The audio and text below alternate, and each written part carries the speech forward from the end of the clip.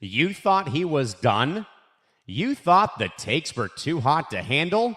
You better think again. He's back with even more scorching opinions, more controversial predictions, and the kind of truth bombs that only Zain Bando can deliver. If you missed the first round, prepare yourself. This is the follow-up you've been waiting for. It's time for Zain Zinger Part 2, another certified hit from the Empty the Bench Network. Here's your host, Zain Bando.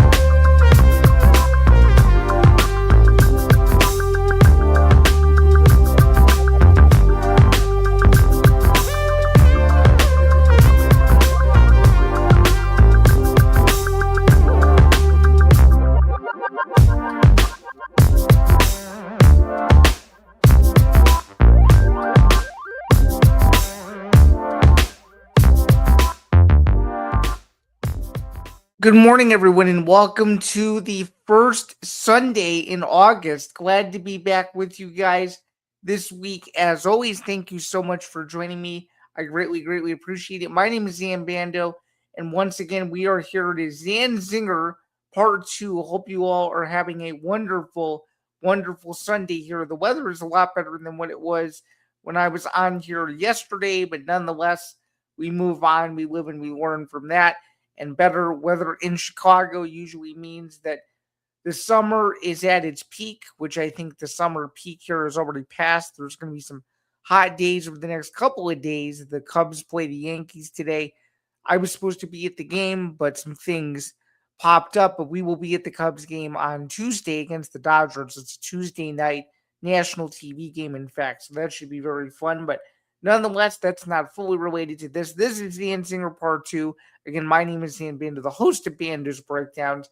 As always, we just did episode 100 yesterday, a special episode in regards to when it took place, because usually those episodes take place on Thursdays. As you guys know, I had a power situation happen this week. Luckily, that's all fixed now.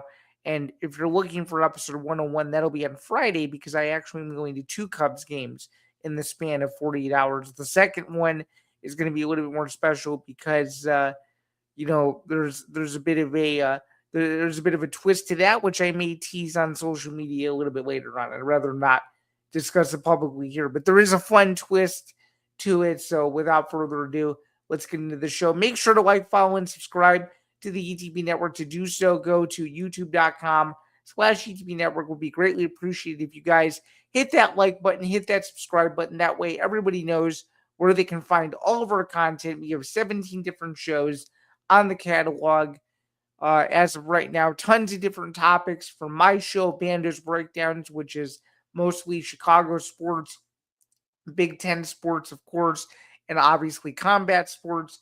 We have Fight IQ with Tom Albano. We have Between the Ropes with Christy Wilson, which was yesterday. We have Gridiron Gurus, which is the football offseason show. We obviously have ETV Sports and so many other streams or shows that I'm forgetting. It would take me forever to name them all. But again, go subscribe. If you like this sport, we probably have the sport, unless you're a cricket or a rugby fan, then we don't know that, but we pretty much have everything else. And we really don't have NHL either. NHL is talked about generally on some streams, but it's not a top priority here. The biggest priorities here at the network, I would say the 3 big things are football, sports media, and I would say combat sports, and with some basketball mixed in as well. But I think we do a good job of putting an emphasis on being a football-centric network while also catering to everything else. You can follow Bander's Breakdowns on social media at Bander's Breakdown. And of course, you can listen to all the archives of Bander's Breakdowns wherever you get your podcast. Shout out to the 79 people who are in the stream right now. Here's how you can watch the stream as such, as I always like to do. You can catch the episode right now and or the replay on YouTube or X. You can see me on several places, including the EZB Network YouTube channel, my Twitter account, the MMA Outsiders Twitter account, my Twitter account, Press Row, ETB Network, ETB Sports, and of course, Bandits Breakdowns as well. So yeah, there you go. So those are all the ways you can find me. We will plug some shows later on in the stream, but for now, let's get into the stream. Let's not waste any more time as we did all of our particulars as such. Let's get into the first topic of today's stream, and that will be an epic UFC Serbia event yesterday from Belgrade Arena in Belgrade, Serbia. It was the UFC's first time in Serbia in promotional history. The main event of the evening saw Roach-Zepeda live up to his nickname, the Doctor, and brutally knock out Daniel Rodriguez. Only 30 seconds in to the first round, it set a record for the most first-round finishes on one UFC event with 10. Roach-Zepeda is a problem at welterweight. He wants Carlos Prates or Leon Edwards. The fight was extremely, extremely short. But yeah, overall, it was one of those fights where, you thought it would go a little bit longer. Rodriguez is a pretty good striker himself. He landed a really nice kick, and got inside and did some different things. But then again, Medic just landed a brutal combination, a left hook, right hand style combination that set Rodriguez packing, and a dominant win for Roach-Zepeda. And as I was alluding to a minute ago, he wants a crack at Leon Edwards or Carlos Prates in his next fight, which I think would be a great fight because Carlos Prates is a great striker, and Leon Edwards has tremendous 5-round experience being a former UFC welterweight champion. I'd be very excited to see how that all unfolds as well. Let's take a look at some clips if we can, because there were some good post-fight press conference clips that I feel like we could react to a little bit if we have a chance. And shout out to all the love from you guys on Twitter. It's greatly, greatly appreciated. You guys are fantastic.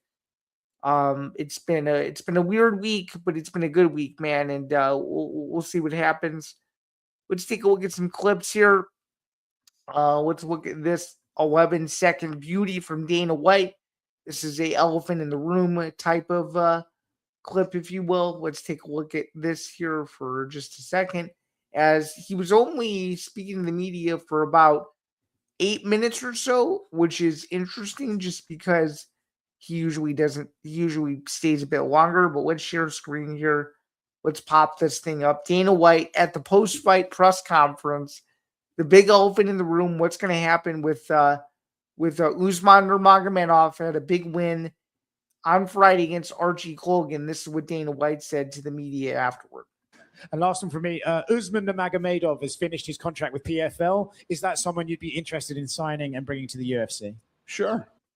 So there you go. Dana White really interested in Usman Nurmagomedov. That was really interesting. Let's see if I can pull a couple more. There were some good clips from this press conference, and he tweeted something that was interesting. He tweeted a smiley face, so people are like, "Oh, does this mean that the UFC's already signed him?" I don't know, but if you were to give me a good inkling on that, I would guess perhaps as well. So let's keep going with this. He said a lot of stuff here. Here we go. So let's look at the Spain clip. This is courtesy of Full Send MMA here, and it's about Dana White and his desire to go to Spain. Let's pull it up right now here for just a second here. Here we go. So let's take a look. And I don't know. Let's see. 1 second here. What's going on? All right, let's try this. Anyway, there were some decent clips from Dana yesterday, but we're going to pull this one up right now. He's asked for the zillionth time what he thinks of potentially going to Spain. So let's pull this up here. Here we go. So here's Dana White, Full Send MMA with the clip here. Here we go.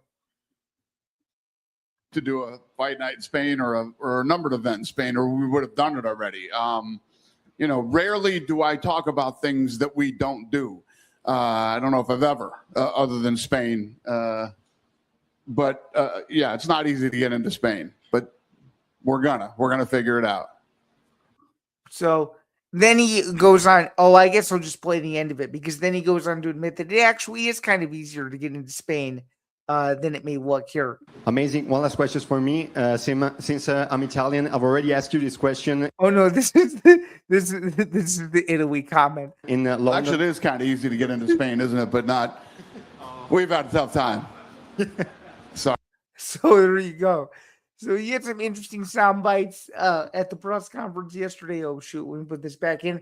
He had some interesting sound bites at the press conference yesterday. Some good stuff from Dana as usual. He was in rare form. It was only 8 minutes, which was weird. Maybe he had a time constraint that he had to get back to Vegas. Or no. My bad. He'll go to Vegas for like a day, and then he's going to Ireland for the Zuffa boxing event a week from yesterday. So he's a busy guy. Speaking of the UFC, though, let's talk about their fall schedule.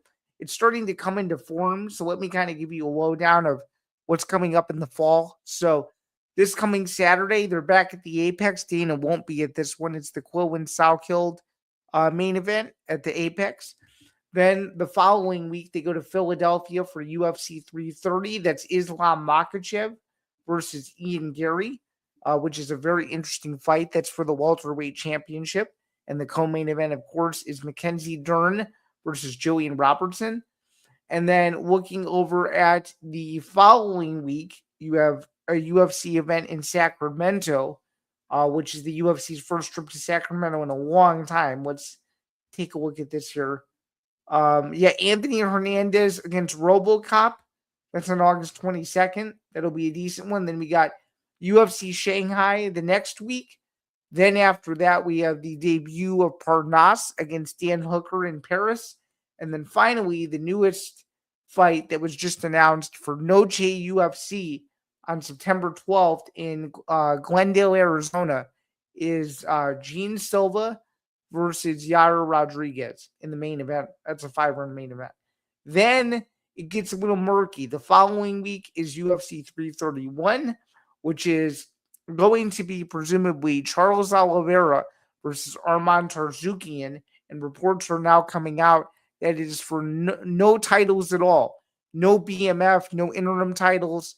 It's literally a 5-round Oliveira Tarzukian rematch with no stakes, which is very interesting. And in fact, I have an article coming out about this on Sports Illustrated later today that I pre-wrote yesterday about this entire situation, what I think of it, and what the UFC is trying to do with that. So that's that. Then they go to the Apex, and then reports are surfacing that October 10th will be UFC 332 in Utah. There's no fights, from what I understand, that are announced for that event yet, but stay tuned for that. Then you get into October. October 17th, obviously, is Edmonton. That is the Mike Mawat main event, if I'm not mistaken. Let's take a look at who he's fighting. Let's make sure here. Let's see here.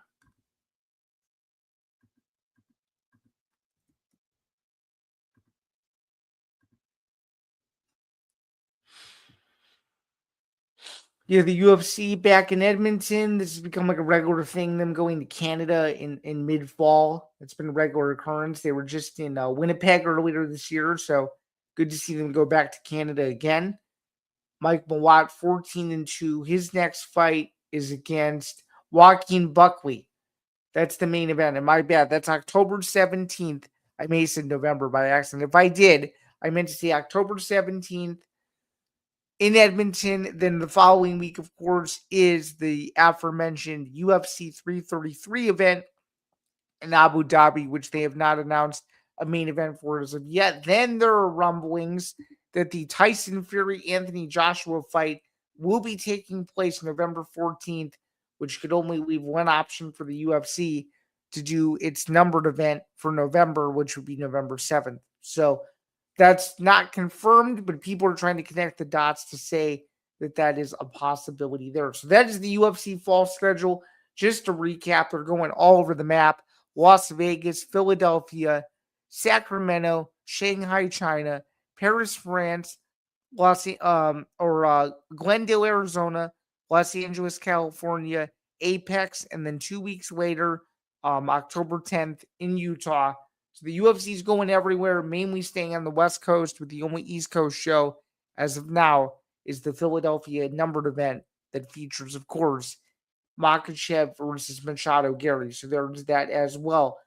Let's transition over to some boxing if we can. Roach Jr. versus Zepeda was last night in Las Vegas. It was on TNT. It's part of The Fight series. So if you guys have not watched this series yet, it's pretty good. They try to bring you guys a high-profile fight and not put it on pay-per-view. You can still watch it on pay-per-view if you want to. I don't know why you would, but this new concept that TNT and Turner and all of them is trying to do is to try to get more people interested in boxing without having to pay for it. So that's what last night was. William Zepeda won a decision in an uneventful fight overall from a Lamont Roach standpoint. He really didn't show up all that much, in my humble opinion. And yeah, I don't know. I don't know how to feel other than, what is there to say? I mean, this fight was not what it needed to be. Lamont Roach did not come off first. Zepeda dictated the pace of the whole fight. Won pretty much every single round or most of them. It was not close. It was not close, and it certainly didn't live up to the hype. I have no idea how this event performed on TV. I don't think it did as well as the Cleveland event on the 4th of July or the 4th of July show. My guess would be that it did a little bit better, but we'll see what happens. I just didn't think this main event was very good, but some of the fights were actually quite good. Let's take a look at how I did record-wise on this card, because I did pick this card. I've been picking a little bit more boxing as of late on Tapology, so let's take a look here. And by the way, for those of you paying attention, the UFC event next week, it's a bit of an earlier start, 5 Eastern, 4 p.m. Central for the prelims there. We went 7-2 on the Roach Zepeda card, with one of those losses being the main event. So we will take that. And for the year so far on Tapology, we are 607, 337, and 12, which is good enough for a 64.3% percentage there, win rate wise. So we will totally take that. Speaking of boxing and transitioning back over to mixed martial arts, Jake Paul. Oh, and that's my bad there. I had a spelling error. 1 second. Let's fix that. There we go. Jake Paul is planning to transition from boxing to mixed martial arts in 2027, as it's known. This is coming on the heels of the news that MVP and PFL are merging together. I'm not going to believe this until I see it, and I'm sure my fellow co-host or ex-co-host Tom Albano of the MMA Outsiders would agree. He teased this years ago. He teased it in 2023 and in 2024 that he was going to box. Neither happened. So I don't know. I don't know what to say other than this is all smoke and mirrors. He made it all about himself. And in fact, I'll show you the clip because it's surfacing all over the internet. Jake Paul made it Friday night all about himself, which really did bother me because Usman Nurmagomedov fought really well against a very seasoned guy in Colgan that had never lost, and it was the biggest fight of his career. And all Jake Paul wanted to do was make it about himself. Let's show you the post-fight interview. This is courtesy of Happy Punch. I'll show you the whole thing because this is everywhere and people are using it in other videos. So we're just gonna show this thing because this was a complete disaster. Here, let's pull it up here.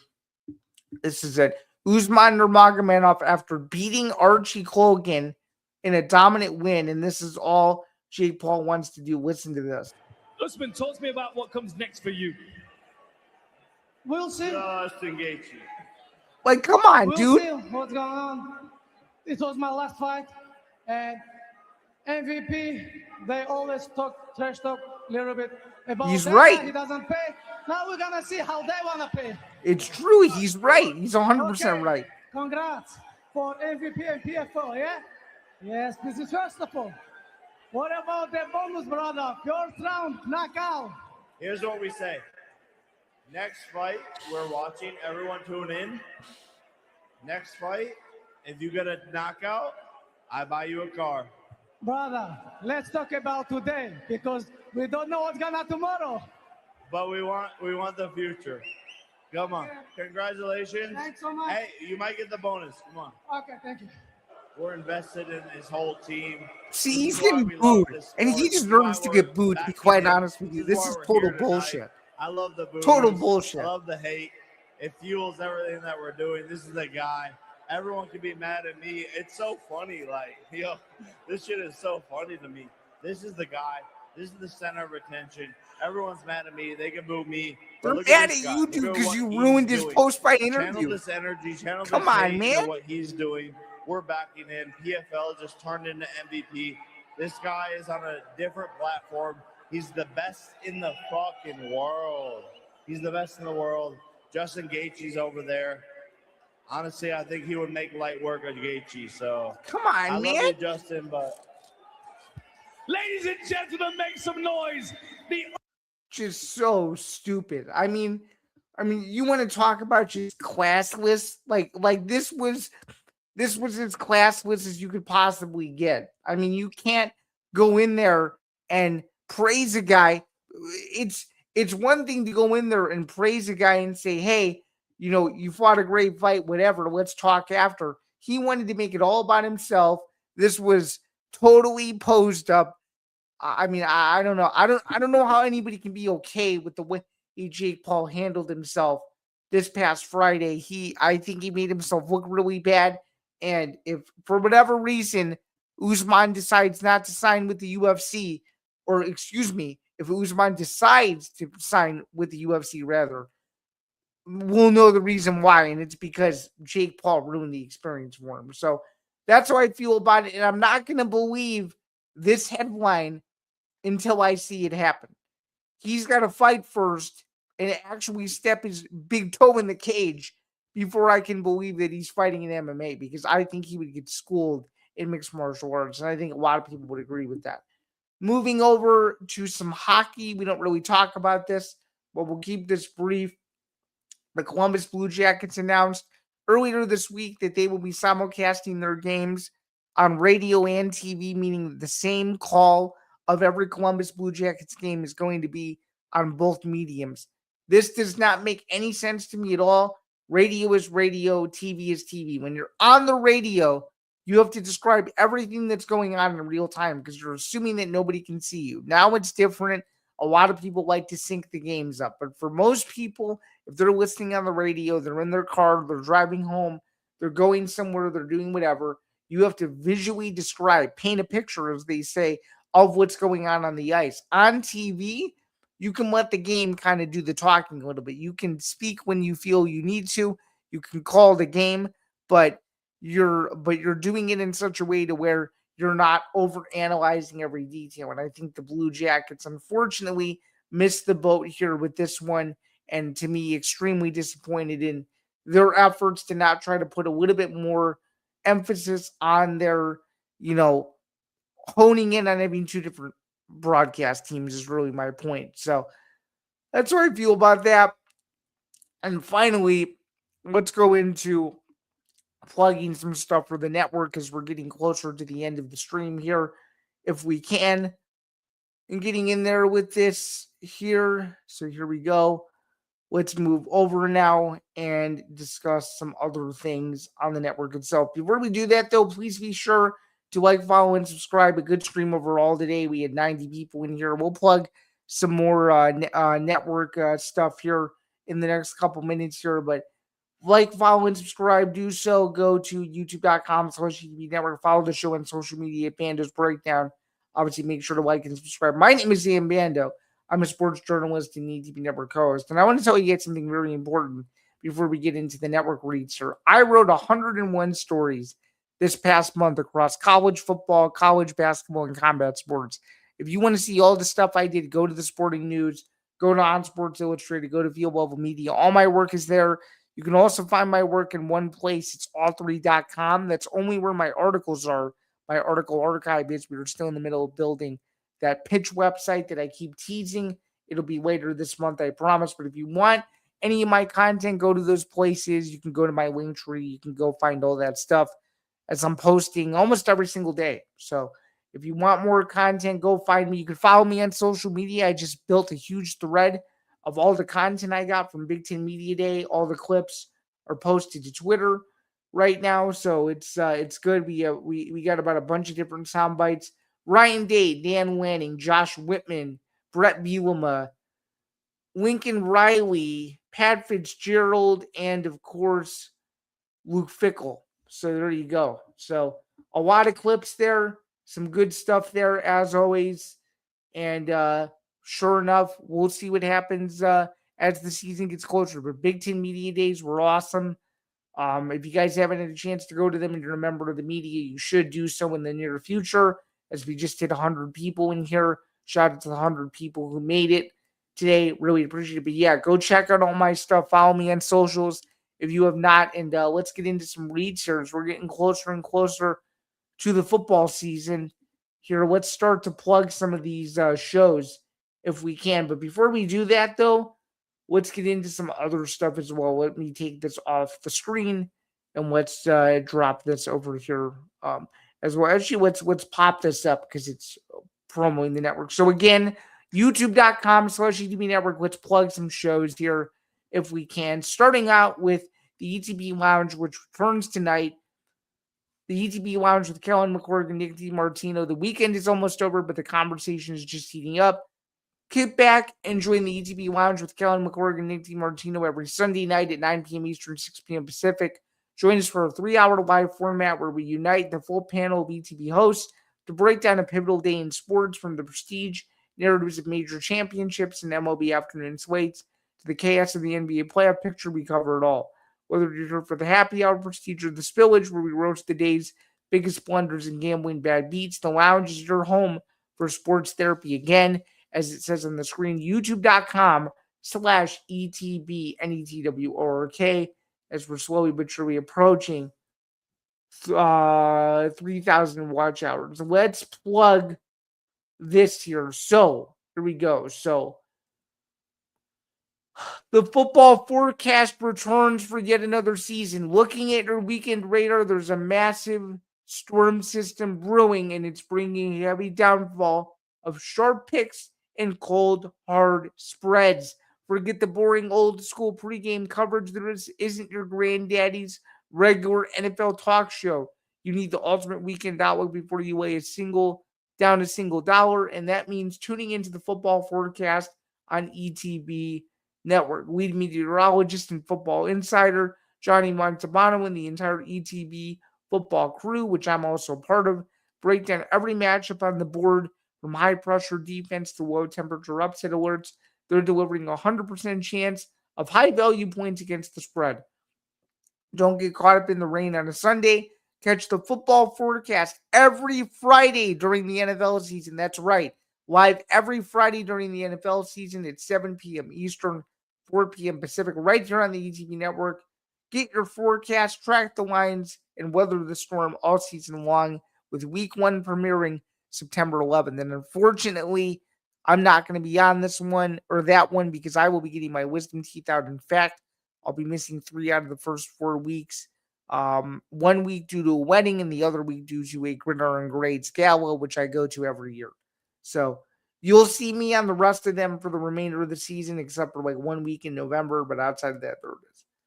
All right, let's plug another show here. It's one of the newer shows on the network that's coming out, FP5 After Hours. So just a shameless plug. I will be hosting Forever Power 5 with the newest member of the ETB Network team, James Myers. He comes over from his show, Winners Get Money, which I think is coming over here as well. But he will be the new co-host of the show.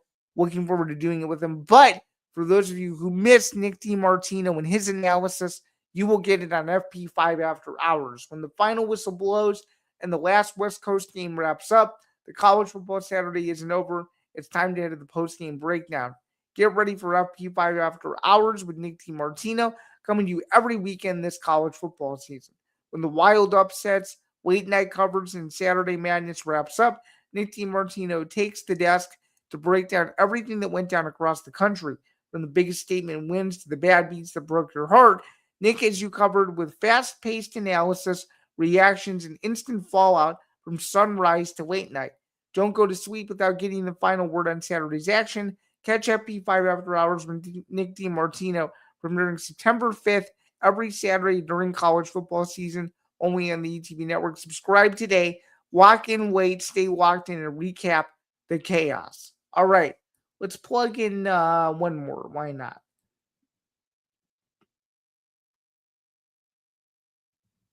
Okay, let's plug in the newest show here. So, winners get money. When the early games wrap up, the real money moves begin. Don't go into the late afternoon and primetime NFL slate guessing. Get yourself up to cash out with Winners Get Money. Join James Myers and David Rajano every Sunday at 3:45 p.m. Eastern, 12:45 p.m. Pacific on the ETV network.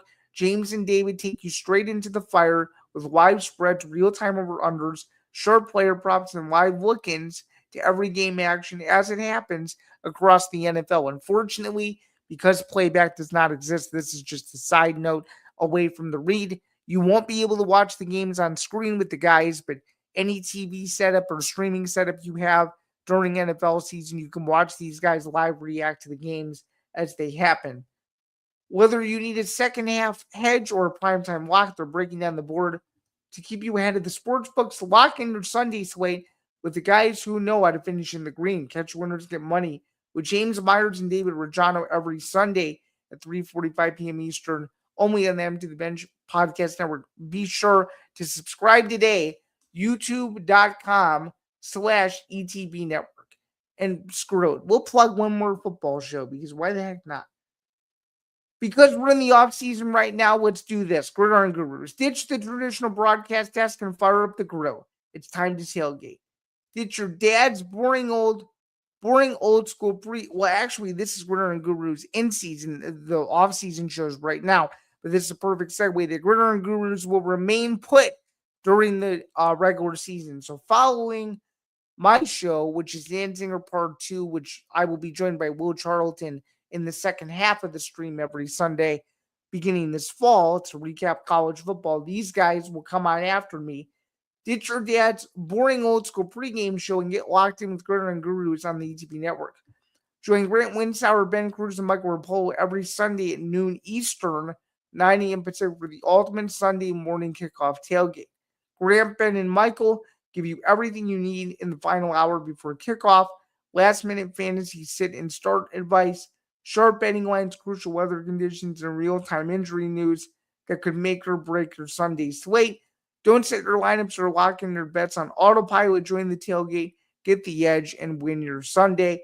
Catch Gridiron Gurus every Sunday, noon Eastern, 9 a.m. Pacific, only on the ETB network. So there you go. That's a lot of our football content. That's a major chunk of it. Let's take a look now at the comments because I never got a chance to read some of these earlier in the stream. So let's do that right now.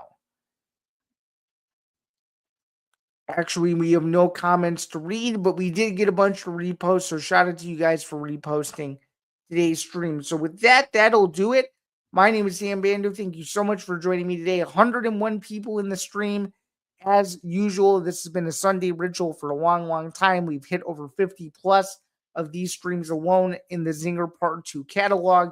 This one will be uploaded into the playlist immediately when this is over. Shout out to all of you guys who tuned in this morning. Hope you have a wonderful Sunday. We will catch you guys next week for more sports talk action, including a full recap of UFC Vegas from the Apex that will have taken place the day before. Until next time, I'm Sam Bando, your host. Enjoy the rest of your day. Tune in tonight for the ETB Lounge with Kellen McClurg and Nick DiMartino. And obviously, we will see you guys soon. It's another big week of programming. Keep it locked in. Subscribe if you haven't. And we'll catch you guys soon. Have a good one, everyone. Cheers and happy Sunday. Thanks.